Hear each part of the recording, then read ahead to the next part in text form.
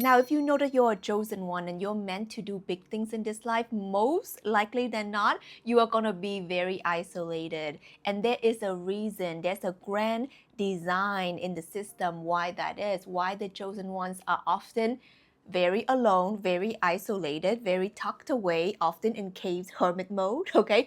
Modern cave, whatever that means. And they have to spend a lot of time by themselves in order to fulfill their mission and their purpose. So this video, it is my hope and intention to break this down for you so that you can understand and feel better about yourself if you're the chosen one, and give you more insights on why that is and how you might overcome it if you want. All right, so if you guys are new here, my name is Tina Wong, and I'm here to channel through the messages from your higher self so that you can step into your true purpose and be free, babe. So on this channel, we freestyle, okay? So you don't know what you get until you get it, okay? Because I just channeled this through for you, so please help yourself. It's like a buffet. We post it every day, so if you like the vibe, like the energy, hit the like button and subscribe to the channel. So let's get to it. Chosen one, okay? The one, the only. You're here for something. You're here as an old soul. Most likely you're very empathic, you understand energy, you're very intuitive, you are in the know, you have awakened to the system, you understand that this is more of a spiritual world than a physical world. So what that does is that it puts you in this higher consciousness, because you came here with higher consciousness. You came here more awakened than the rest of the world.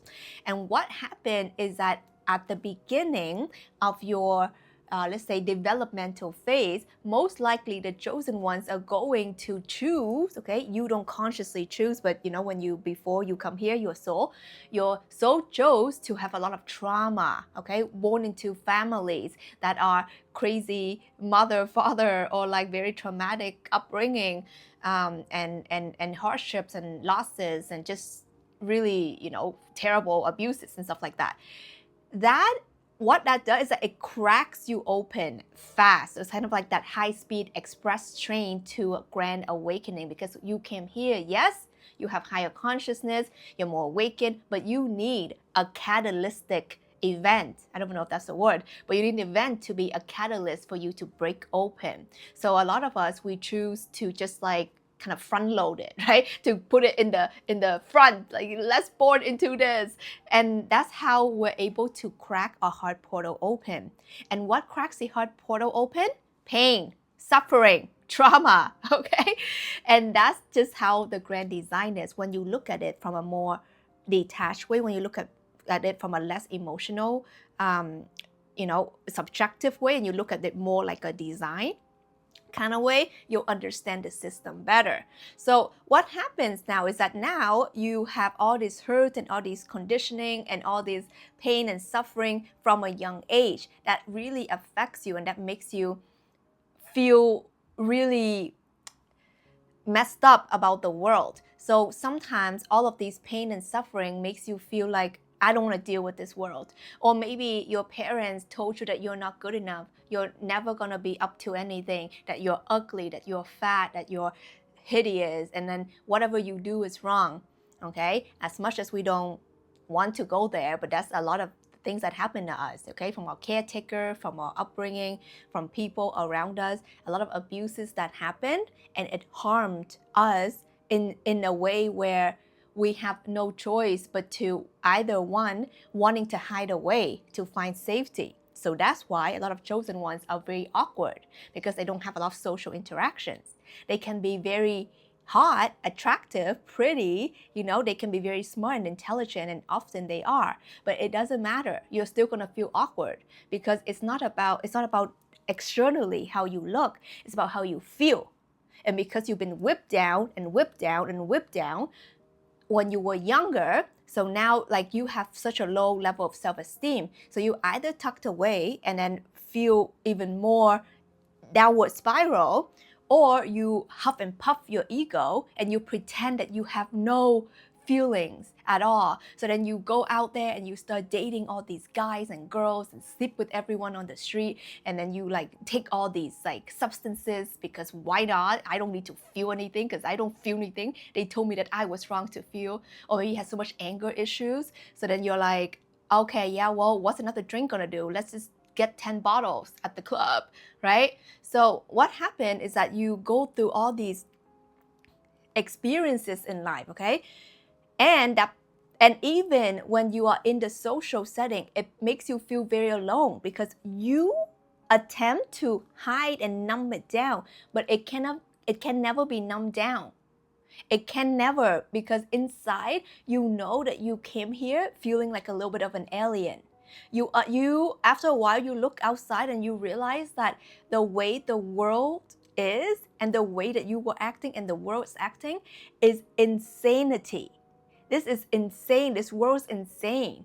The way that people do things, the way people treat each other, the things that people go for, the things that made so freely available like poison and toxicity. Why is it freely available? And why are the things that are actually good for us is being brainwashed on the system saying that it's not good? No, you shouldn't do natural therapy. It's witchy, it's bad, right? So you awaken to the truth eventually that nothing that you do makes sense. You can hide and you can be insecure and you still feel weird, and you can be super social and buying up all the booths, okay, for the guys, you know, this is actually quite common, you know, and for the girls, like you go all the way, you know, you just do all these crazy things and think that you're like this cool girl or whatever, but inside is still something missing. And the reason why the chosen ones are often isolated alone after a while is that they realize that nothing makes sense. Nothing makes sense. Even after all these substance, these experiences, these numbing agent, nothing makes sense.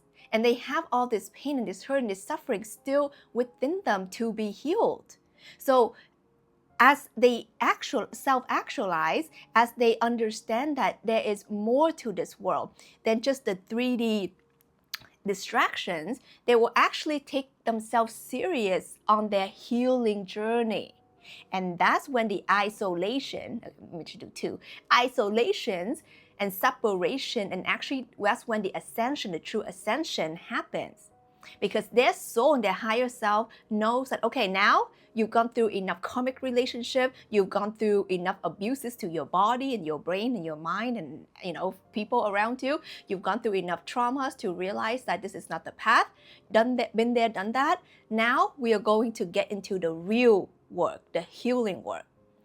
And that's when the chosen ones actually understand that the true path for them is the healing path. The more they heal, the more they see things clearly, the more they understand the grand design of it all. They realize that they're not the one who's crazy, but the world is crazy because it's operating on an insane way of being. So that's actually the moment when the chosen ones understands that being alone, being isolated, being in hermit mode, being by themselves is actually the path to enlightenment, the path to awakening. Because when you quiet the noise, the outside noise, okay, it's very likely that they'll not being so addicted to the phone, they're not really out there socializing as much, they're not, you know, going to everything and being everyone's friend. And it's because they realize that most people are injecting negative programming. Most people are not awakened, okay, or they're not fully on, you know, at a certain awakened level where it's actually a beneficial, truly beneficial relationship. So you'll always feel, if you're the chosen one, you'll always feel that most people are going to train you, okay, take from you.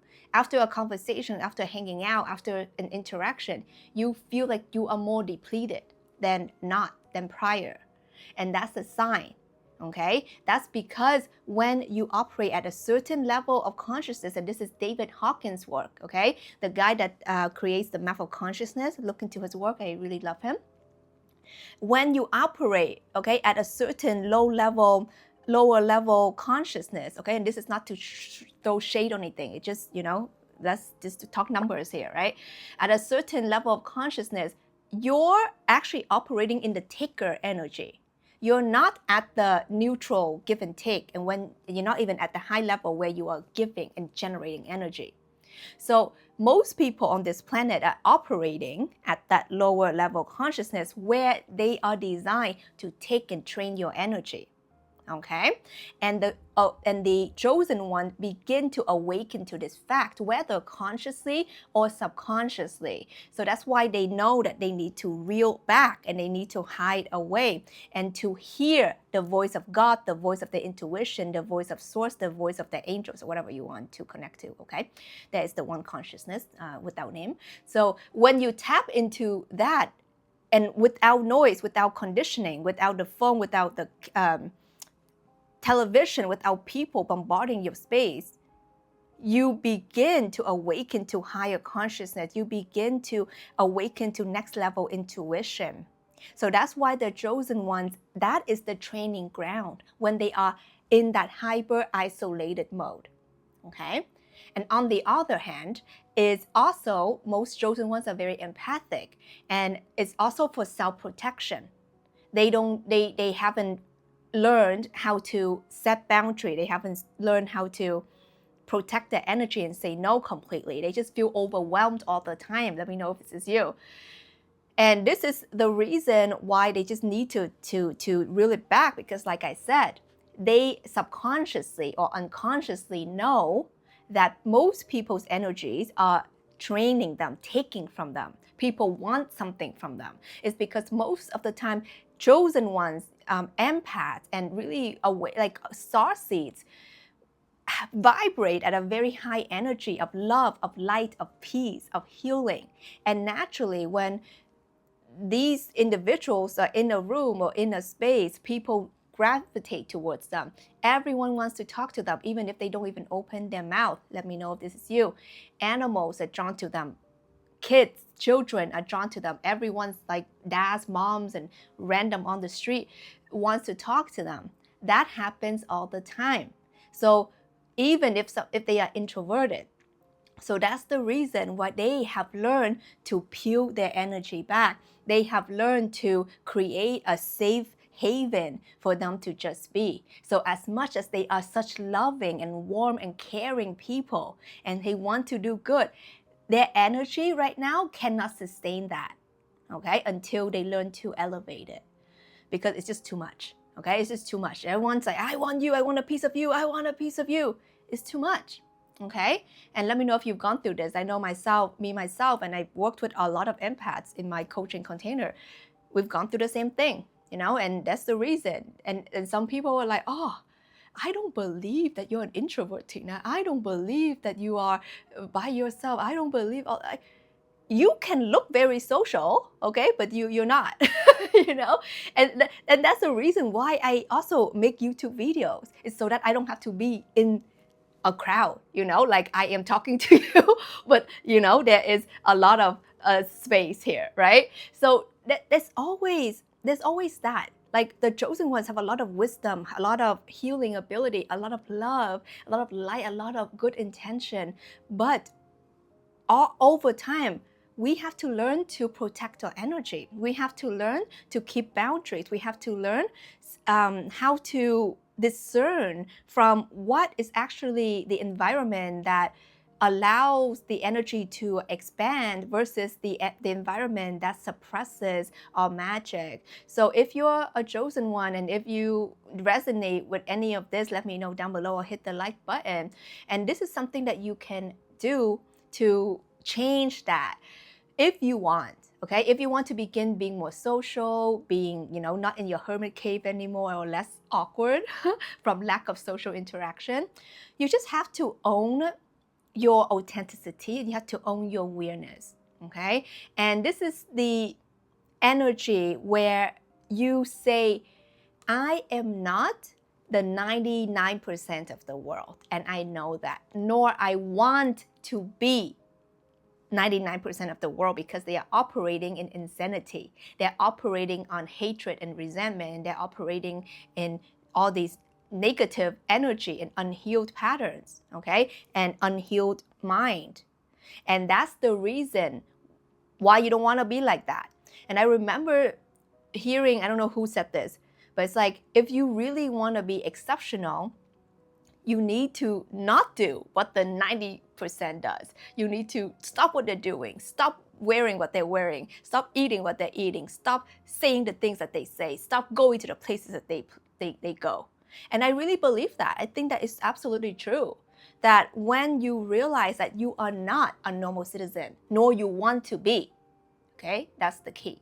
That's when you actually begin to accept who you are, your weirdness, your quirkiness, your boundaries, your way of operating. Like for me, I need lots of time, I need lots of space. I need lots of time to be on my own. I need lots of time to tune in to my things. I cannot do surface level conversation and that's just what's up, okay? I can't, okay? And I also cannot be chit-chatting in my DM. If you DM me, guess what? I'm not gonna respond. It's not because I don't like you. It's because it's just too much for my energy. I don't meddle in that. So please don't DM me, okay? So it's like allowing yourself to be real, allowing yourself to be honest with where your energy lies and being more unapologetic about it. That's the only way that you can have a somewhat normal social interaction, by knowing that, yeah, I love to come to this thing, but I don't drink, or I love to go here, but maybe for half an hour, like, and that's it. That's too much for me. Otherwise, you just have to own it and not feel bad for it.